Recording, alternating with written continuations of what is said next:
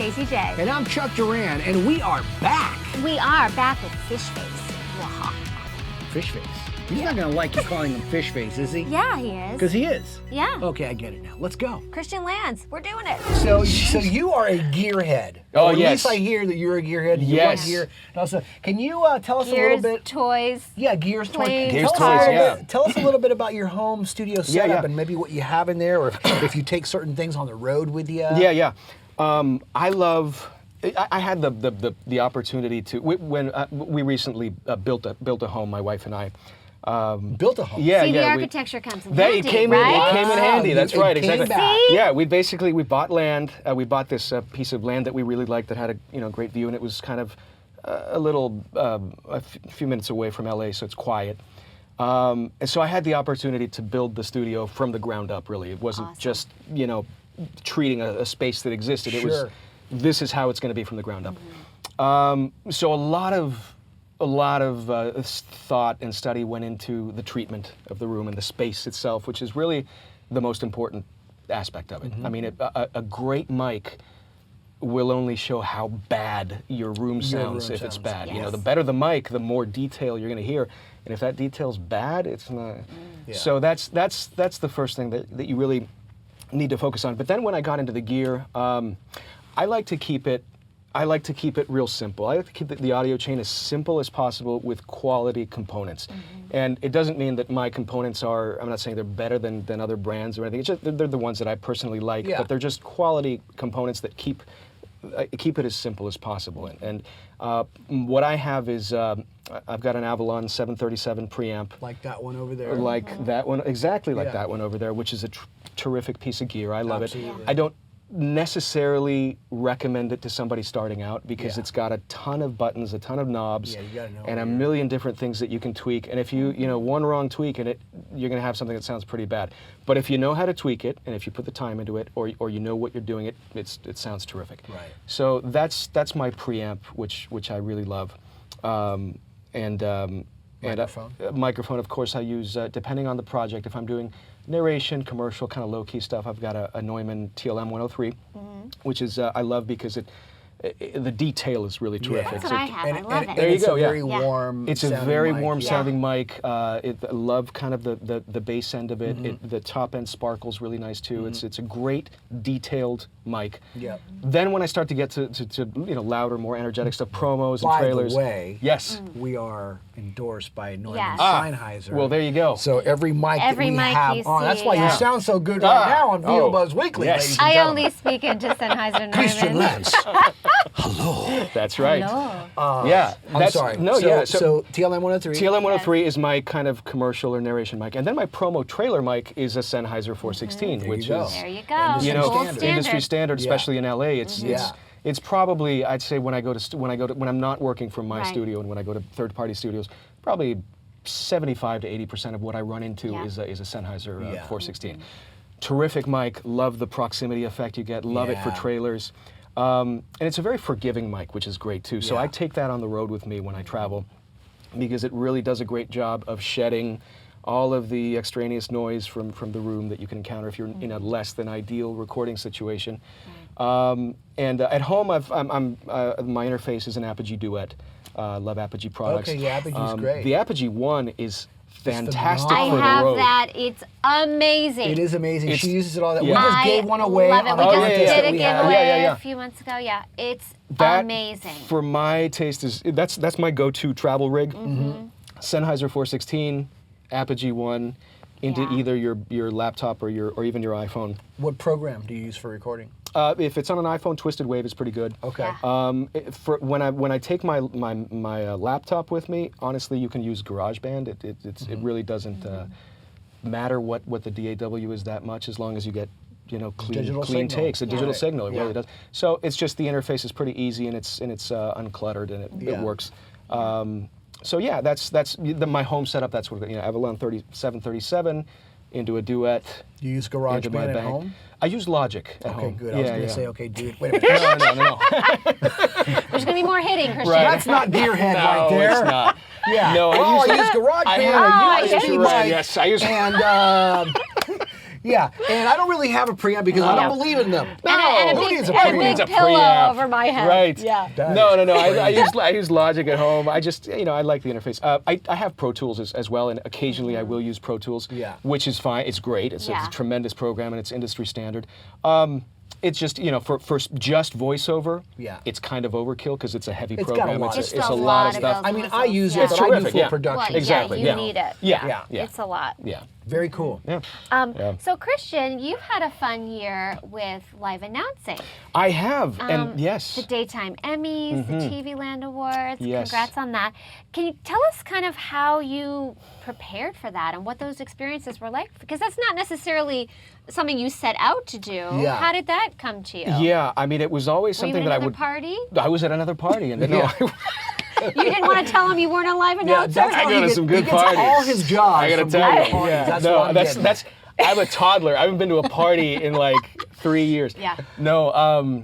Yeah, I did. It was always one of those things that I wanted to try, but auditioned for a few things. The first thing I did was a TV Land Awards, and the TV Land Awards was actually not live. We pre-recorded most of that. Thank goodness, right? Yeah, but That's a nice first but it step. was a good way to get the Yeah. feel for it, and the feel for the cadence and the tone of it, especially because it's a very festive tone. It's not necessarily big, but it's certainly festive and enthusiastic, and it was a different muscle to use, so to speak. So I started with the TV Land Awards, which is a show that I love, and I've been watching it, for forever. And especially this year it was really fun, and Terry Crews was hosting, and he did this, lip sync he's battle. So Yeah. fun. It was just a hilarious show. A lot of, Betty White was honored, who's a tremendous, Oh, gosh, yeah. human being, just not even an actor. So it was a huge honor to be a part of that. That's how I kind of got my feet wet with it. And then I booked the Daytime Emmys, and that was live announce. And I had never done live announce before, which is a recurring theme on this episode of VO Buzz Weekly. Yeah, and he will not do Yes. live announcement anymore after that. I choose not to do Just it again. say yes and figure out Right. the logistics later. That's what I Right, do. exactly. Yes, I do that. Yes. No, You're it not was, allowed to say pick up. No, while you're doing not. live You announcement. are most certainly not. One shot. And this is the thing that sometimes they say, oh, it's live, and you're like, well, yeah, but it's on like a 2-minute delay, right? No, it's live. It's on like a 4-second delay just so they can bleep somebody out. Yeah. There's no, oh, I messed up, let's do it again. No, it is live. So we, I got the package, I read through it, I practiced. We did a day of, we did a dress rehearsal the day before. And it went very well. Got the feel for it.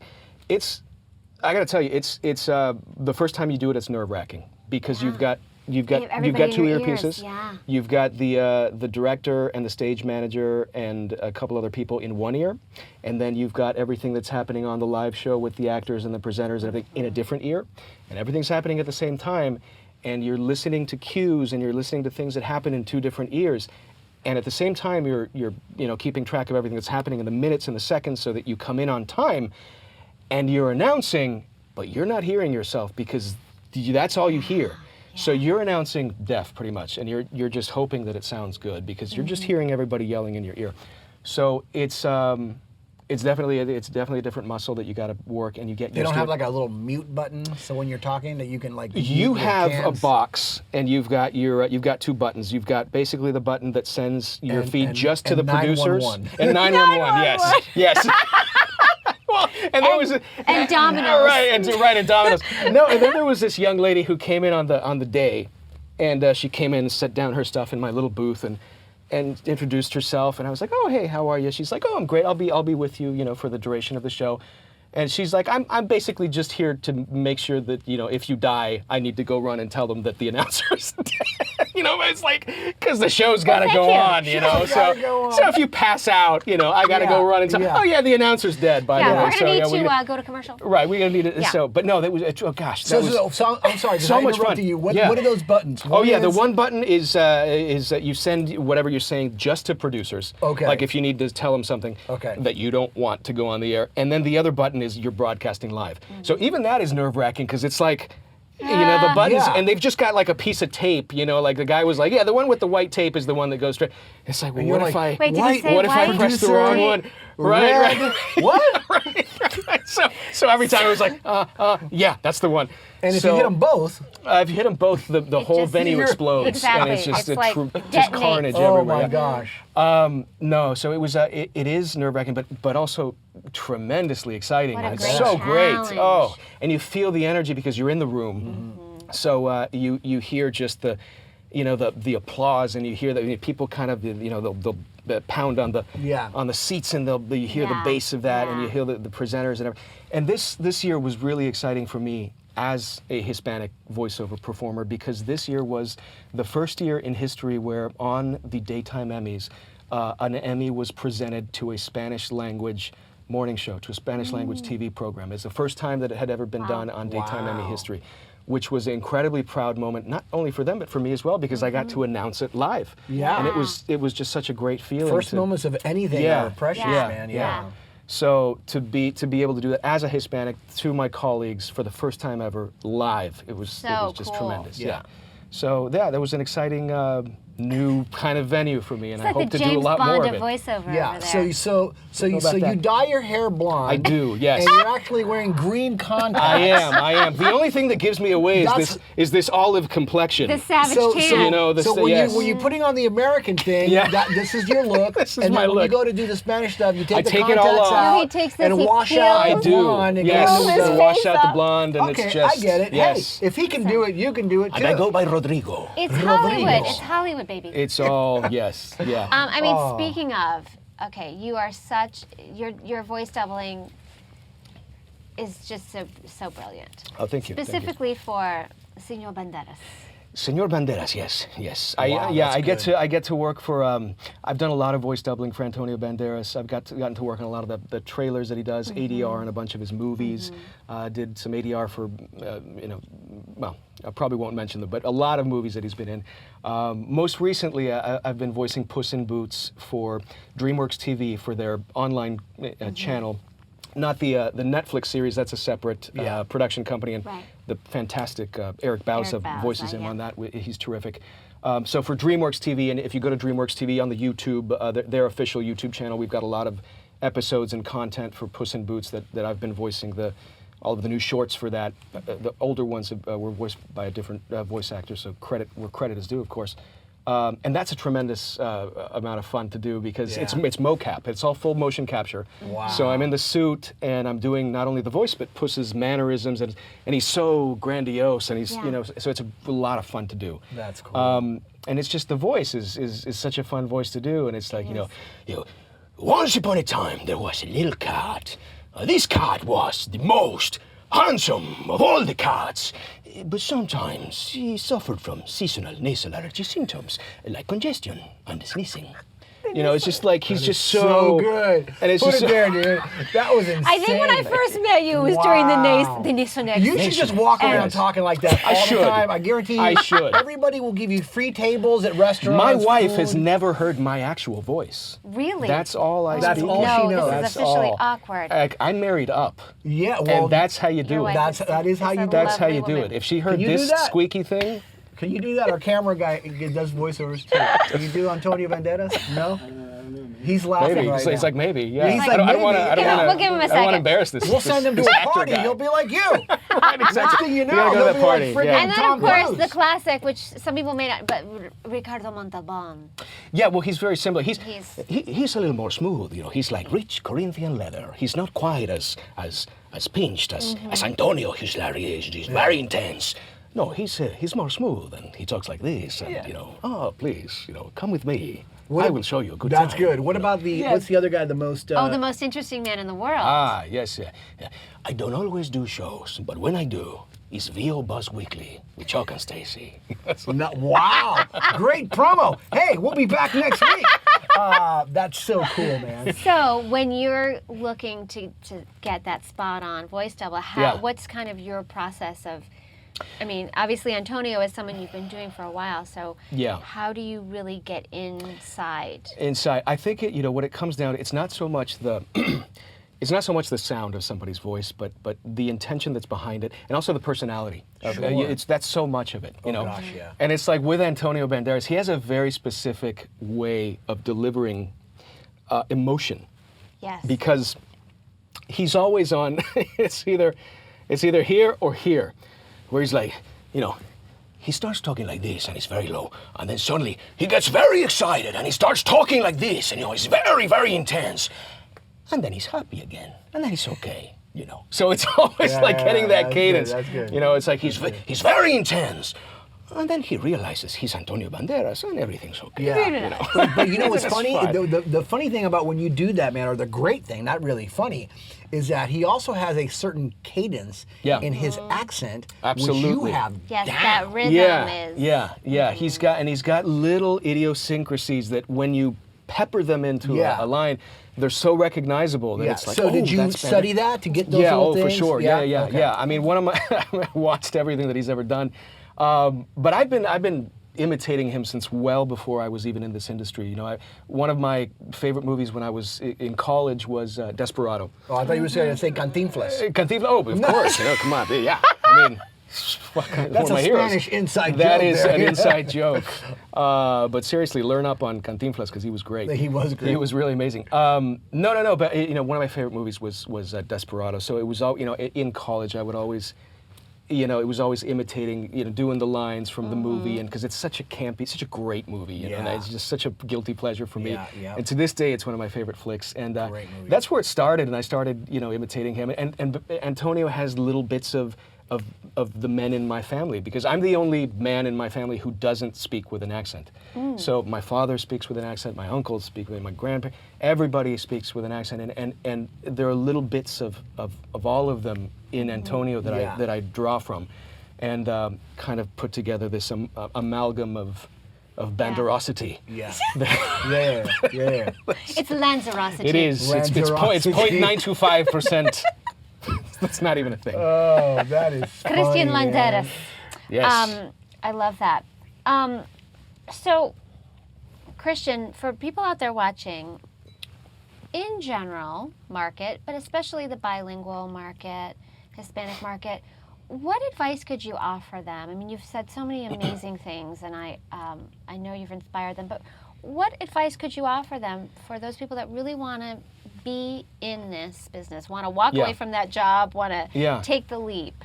You know, I could obviously sit here and tell you the stuff that I'm sure has been said a million times, which is undeniably important, which is training, of course. Get as much training as you can. But I think something that isn't mentioned enough, and I think it's the most important thing for anybody that's trying to break into this business, both in the general market and the Hispanic or bilingual market, is you need to watch what people are doing. You need to, if you want to work in TV, watch TV. If you want to work in films or animation, watch films. I can't tell you how many people I encounter who are trying to break into this industry, and they'll say, oh, well, you know, I'm having trouble, you know, I'm sending in auditions, but I don't know kind of what my niche is. I don't know what I'm supposed to be going after. So I'll ask, well, what kind of shows do you picture yourself on? What kind of cartoons do you think you'd be great for? What kind of television shows do you think you would be a fit for? And they go, oh, I don't even own a TV. That stuff is garbage. Are you serious? I know, it's pretty silly. I mean, are you serious? Yeah. It's like if you want to be a writer, you read. If you want to be a voice actor, you have to watch TV. You have to watch, and don't fast forward through the commercials. Yes, you got to watch exactly. them. You know, watch them as much as you can. I have spent entire evenings where I will DVR a 3-hour block of television and just watch the commercials. Just fast forward, just watch the commercials. Now, are you saying that that's what you do, or do you actually I do believe that? No, him. I did He it is a last man night. of As a integrity. matter of fact, So he's no, not I do joking it. around. No, I do it. you I'm not do. even I kidding. know you I do it do. almost every single day, at least 2 or 3 times a That's week. fantastic. I've got blocks of recurring recordings that happen literally for 3-hour stretches, morning shows, because you got to watch both. You got to watch primetime and you got to I was watch going to morning. say yes, because the daytime Absolutely. promos and commercials Yeah, have a different completely tone. different. And cable and Absolutely. because everybody, and even demographically, right? What you watch on Certainly. CBS, Right. you're not going to get the same stuff on CNN. No, Right, no, because no, the no. demographic is different. But that's so true, man. And I tell people all the time. And when somebody says to me, well, you know, I'm not really sure, you know, like I want to find out what I'm really good at so that can be my niche. And I'm like, Right. well, before you find your niche, you need to find out what the niche is out there. Yes. Right? And also, don't be afraid to let the industry discover what your niche is for you, and that's okay. Yeah. Because sometimes and that's one of the most important things I can say too, is don't try to have somebody else's career. You know, a lot of people say, oh, I love what this guy does. I want to be that guy. Maybe you will, but maybe you're not the, in a world guy. Maybe you're somebody else. Yeah. And maybe you're great at that. Maybe you're the young, teenage voice, or maybe you're something else. Always be who you are and cultivate that, because there's always going to be a market for it. Yeah. And so that's... And you can sustain that. Absolutely, you can sustain it. You won't burn out, Yeah. and you won't and because you can always do an imitation of somebody else. But the people who book it and it goes back to this when I was talking about confidence. If it's not real, it won't sound confident. Yeah. It won't sound real. It needs to sound real. So you've got to be in that space where you're doing you. Absolutely. And don't try to have anybody else's career. Just be you, and it'll work. Yeah. And so that's tremendously important. And the other thing is, from watching stuff on television, like you just said, is listening to not just what's really great, but also the things that you might hear that you might say, wow, that was really horrible. Yes. They booked the job. There was That's something right. about that horrible read that made it to cut, right? Yes. So it's like, and sometimes it's like, well, he doesn't sound like an actor. Bingo. Right. That's what they wanted. Yeah, They wanted something absolutely. that didn't sound rehearsed or practiced or really, really smooth or something like that. So there is something there to take always. Yeah, and there's and everything in the spectrum is you can find it on television if you just watch. Yeah. And it's so important. It really is. I mean, if you really don't own a television, if it's by choice, change it, do it. Yeah. Yeah. It's. But you've got iSpot.tv. You've got iSpot.tv, YouTube, right? You've Yes. got all the YouTube, online digital networks. If you buy yourself a TV and Yeah. deduct it from your taxes. Don't do that. Ask your tax professional. I don't know if that's That's legal. right. You can do it. But you can do it. If you use it for Christian training. Lanz, CPA. If That's you use his it for next training, career. you can just say this was a research expense. No, he's becoming a CPA now. That's right. Well, why not? It's Yeah, been we'll do it's that. been a week. So I, like you, watch a lot of stuff. I tape a lot of stuff, and especially daytime. I notice, and you doing a lot of promo, I notice there's a lot of women in daytime promo. A lot of female announcers in You hear that too? daytime. Absolutely. Actually, it was. I think it was last week, and I was watching one of these blocks of television that I record just to watch the promos and the commercials. Yeah. And it surprised me because the number of women, of female announcers that I heard, both on promos and especially in commercials, in an announcer capacity, was greater than the number of male announcers. And I think that's terrific. Yeah, that I think is that's great terrific, yeah. because a lot of times, I'll hear from my female colleagues, oh, there's not a lot of work out there for us. And just from that block of television that I watched, it seems to be changing, and I think that's terrific. I think that's great to hear, to finally be, hearing more of a sort of an equal mix between men and women. So I think I think the industry is really evolving in that sense, and I think that's and I hear that a lot great. too. Yeah, and even in primetime, there's some more women. Yeah. So all you women out Yes. there, your time has come, baby. Step up to the plate and let's go. Let's rock this town. But So cool. We won't take food out of your baby's mouth. No, Oh, Christian. no. No, nobody could ever, because you're the only guy.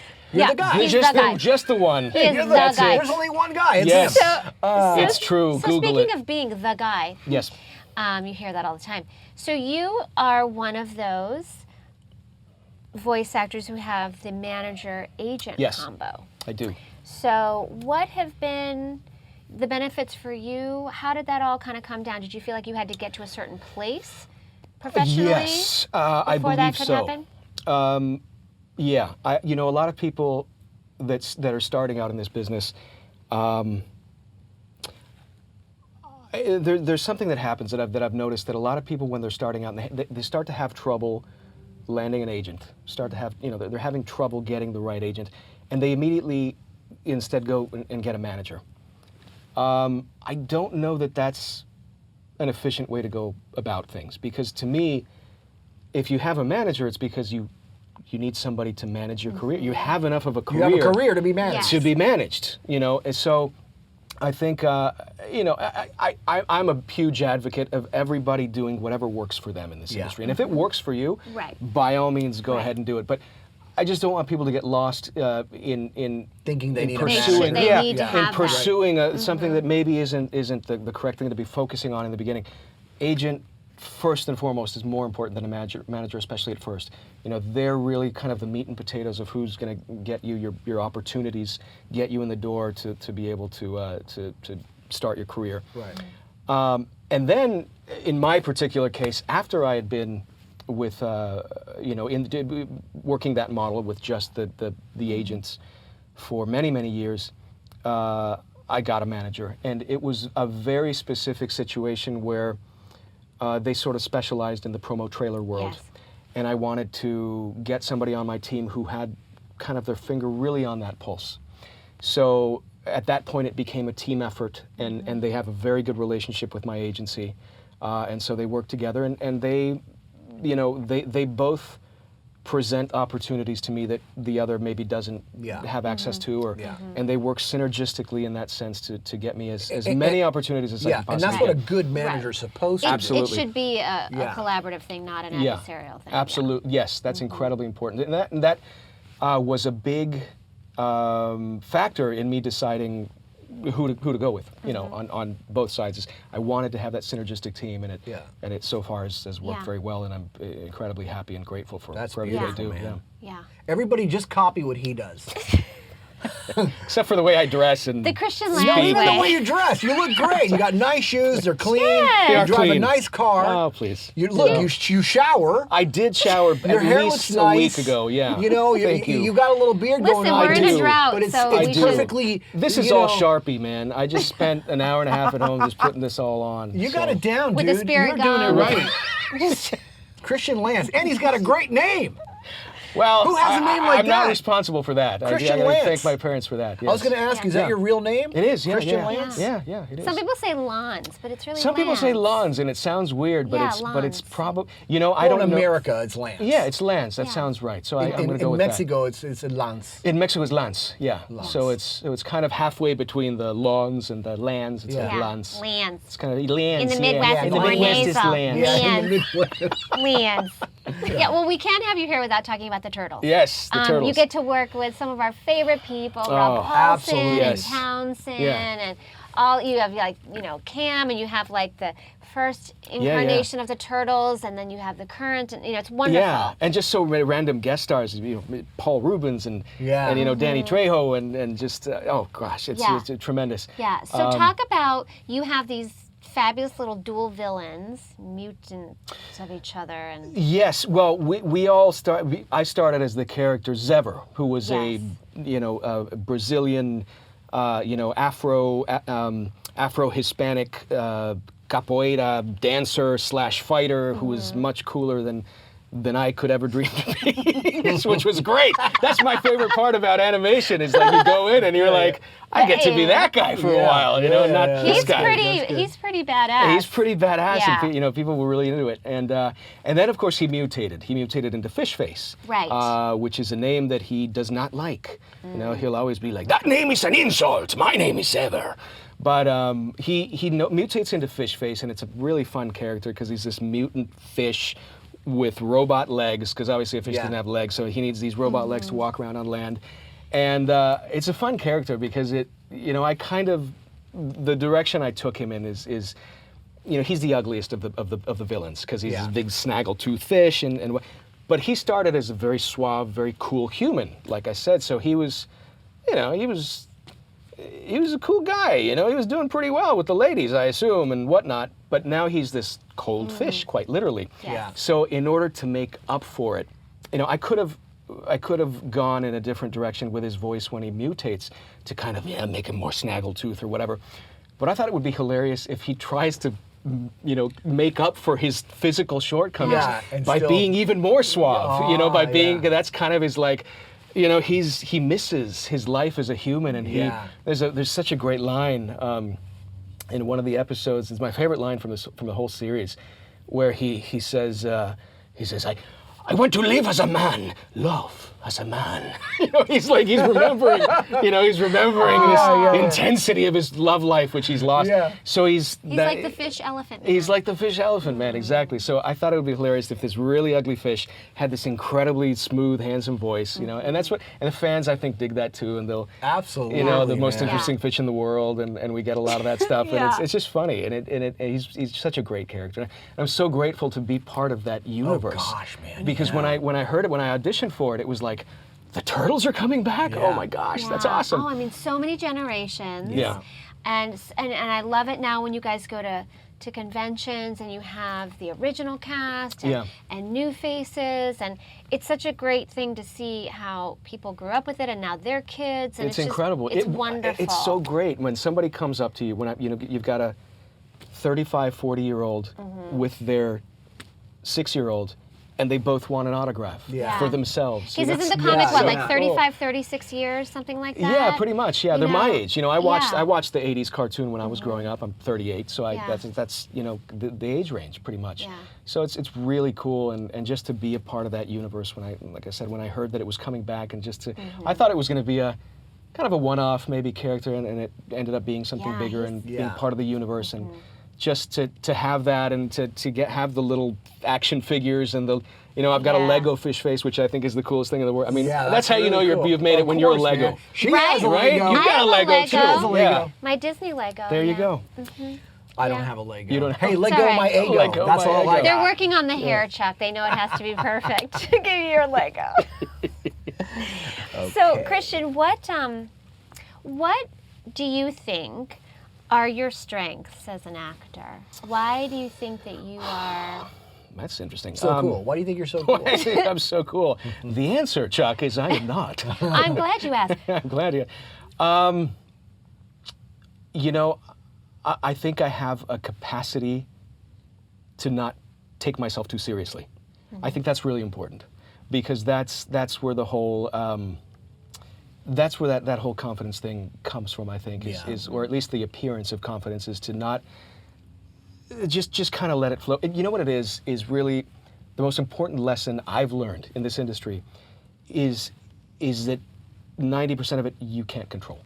Yeah. It's just not under your control. Yeah. And as soon as you let go of that, and as soon as you realize that it's not up to you, you go in, you do your best, and the rest is not in your hands. Surrender the rest. Exactly. And sometimes your best work never sees the light of day because the program gets canceled, or the movie gets, shelved, or the commercial never airs, or whatever. You roll with the punches, you go to the next one, you do it again.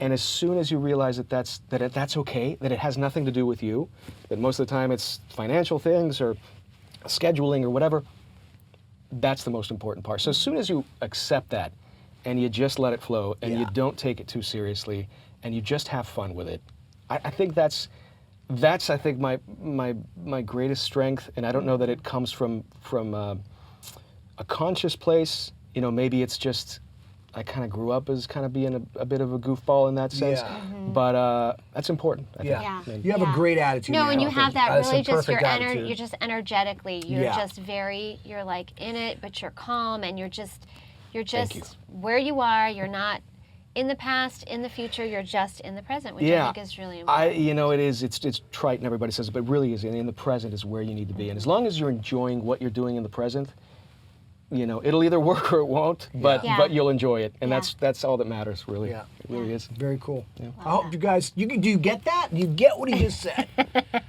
You have to be cool. Don't take yourself too seriously. Yeah, no. That's really, really cool, man. And you seem very gracious, and even from hearing all your story of you growing up and stuff like that, and taking chances.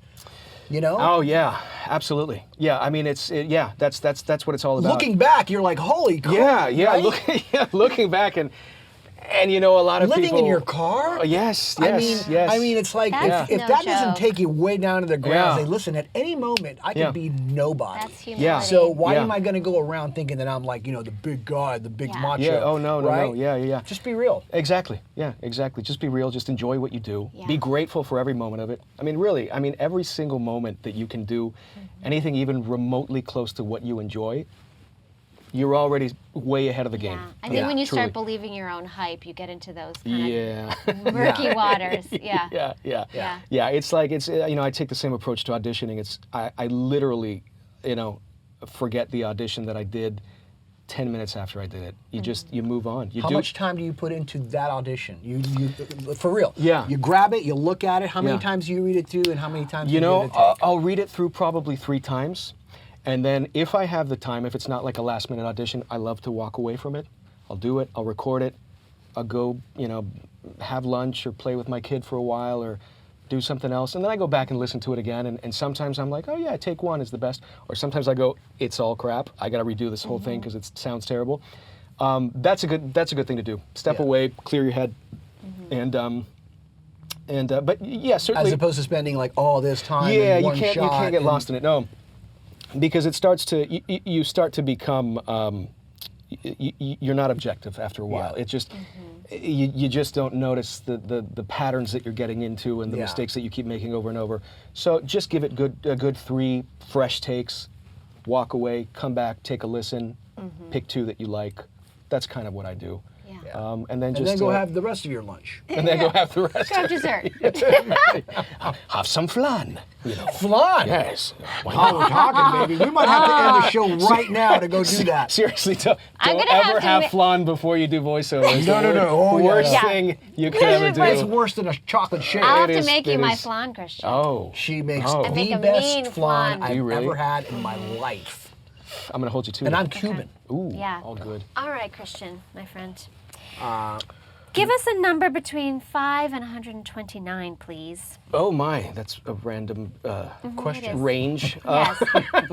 Unexpected. What if she asked you that question? We like to keep you on your toes You here do at indeed, VO don't you? There's no wrong answer. 25. 25. I would have picked 25. You would have picked 25? I don't know why, I just like Okay. 25. 125. Why not? Oh, this is nice. You're a father. This is a good one. No. He's like, I am? I am? I should get home then. What am I doing here? If, other than death, obviously. Yes. Oh my, this question is already frightening. No, but if you could eliminate a single kind of danger for your children, what would it be? Oh. Because you're a great dad, so we're going to show you a little dad side. Certain kind of danger. A certain kind of danger. Not death, obviously. Oh my gosh. I'd say, can it be sort of abstract? Sure. Of course. It's whatever you want. I would love to eliminate the possibility that they could ever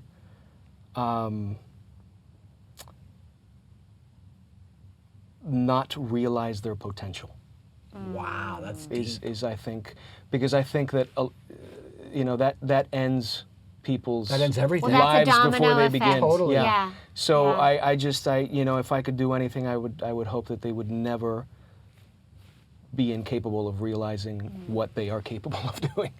I love that. I think Well, I think between you and your lovely wife, Oh, I thank think you. there's no risk in that. I Yeah, love it. they are. I have to say that your kids are in very good hands. Thank you.